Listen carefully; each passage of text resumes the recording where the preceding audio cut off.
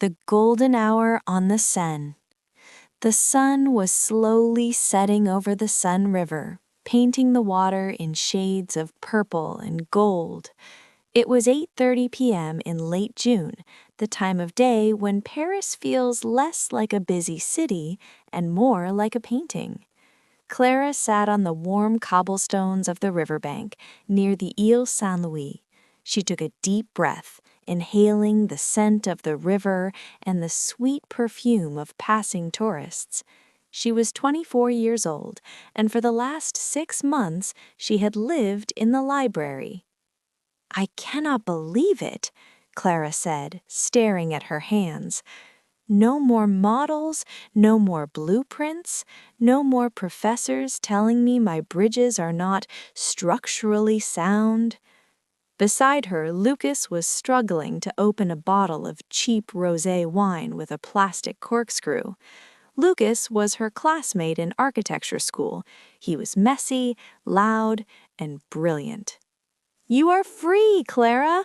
Lucas shouted, finally popping the cork. It flew into the air and landed near a duck. "You survived the master's degree. You are basically Le Corbusier now, with better hair." On Clara's other side sat Elena. Elena was different. She studied literature, wore vintage dresses, and always spoke softly. She was slicing a baguette with dangerous precision. "It is not just about the exams," Elena said, handing Clara a piece of bread with brie cheese. "Look at her shoulders. She is finally relaxing. She has been carrying the weight of the Eiffel Tower on her back." Clara smiled, taking the bread. "I feel light," she admitted. "For the first time in a year, I don't feel guilty for sitting still." The atmosphere was perfect. A boat passed by, filled with people waving at them.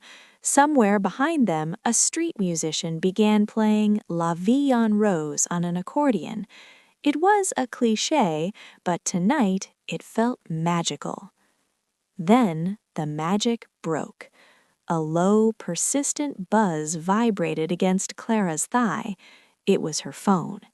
She ignored it at first, but it buzzed again and again, a long, demanding vibration. Clara pulled the phone from her pocket. The screen lit up, brighter than the sunset. The name flashing on the screen was a punch to her stomach. Seb. The music seemed to stop. The wine in her mouth tasted sour. Seb, the jazz pianist with the beautiful hands and the empty promises, the man she had loved for 2 years, the man who broke up with her via text message because he needed to focus on his art and then moved to Berlin. "Who is it?" Lucas asked, his mouth full of cheese. He saw Clara's pale face and stopped chewing. "Oh no, do not tell me. It's the musician." Clara nodded slowly. "He's calling. Why is he calling?" "He probably wants something," Elena said, her voice sharp. "Men like Seb always sense when you are finally happy, then they appear to ruin it." Clara stared at the green button. Answer. Her thumb hovered over the screen. Memories flooded her mind. Not the bad ones, those were easy to ignore. The dangerous ones were the good memories. Drinking coffee in bed on Sunday mornings, dancing in the kitchen at 2 a.m., the way he looked at her when he played the piano.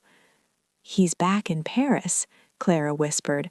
"I saw his Instagram yesterday. He's playing a show tonight in Le Marais."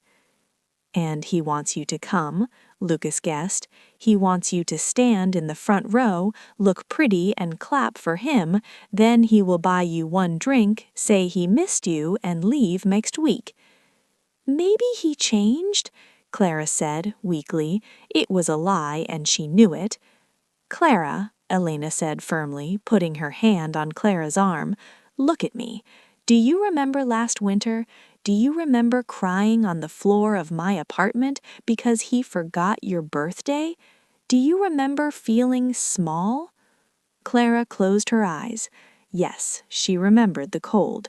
She remembered feeling like an option, never a priority. The phone stopped ringing. The screen went dark. Clara let out a breath she didn't know she was holding. But then a message notification dinged. Seb, "Hey Clara, I'm in town. The sunset reminds me of you. Drink?" The text was charming, it was poetic, it was exactly the kind of trap she used to fall into. Clara looked at the river. The water was moving constantly, flowing away, never coming back to the same spot.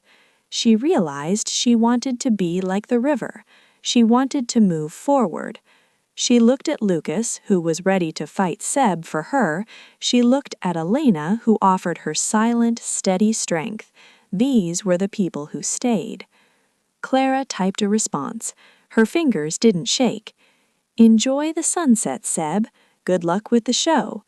She didn't ask to meet. She didn't use an emoji. She didn't leave the door open. Then she did something better. She turned her phone off completely and placed it face down on the stone. "He's gone," Clara declared, her voice strong.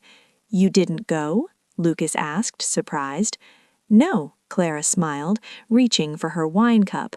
"I already have the best company in Paris right here. Why would I go anywhere else?" Elena raised her glass. To Clara, not the future architect, but the woman who knows her worth. "To Clara," Lucas shouted, clinking his plastic cup so hard that wine spilled on his shirt. They laughed. The sun finally disappeared, and the streetlights of Paris flickered on one by one. The city was waking up for the night, and for the first time, Clara was ready to enjoy it, without looking back.